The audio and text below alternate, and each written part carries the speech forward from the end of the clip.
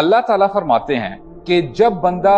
قیامت کے دن کھڑا ہوگا، اس کے سامنے جنت جہنم ہوگی، فرشتے ہوں گے، جب سب کچھ اپیرنٹلی نظر آنا شروع ہو جائے گا، یہ بندہ کہے گا قال رب ارجعون لعلی اعمل صالحا فیما ترکت، اے اللہ پلیز مجھے ایک دفعہ واپس بھیجے دنیا میں تاکہ میں نیک اعمال کروں جو میں نے چھوڑ دیے تھے۔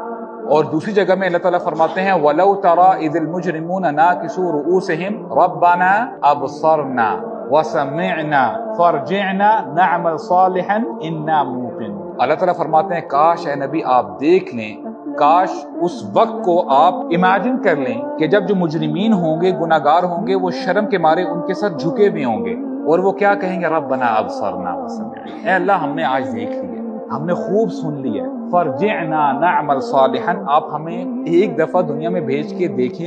آپ ہمیں بھیجیں تو صحیح، ہم نیک اعمال کریں گے، انا موقنون، آج ہم یقین رکھتے ہیں کہ واقعی جو آپ نے وعدے کیے تھے وہ بالکل برحق تھے۔ لیکن اللہ تعالیٰ فرمائیں گے کہ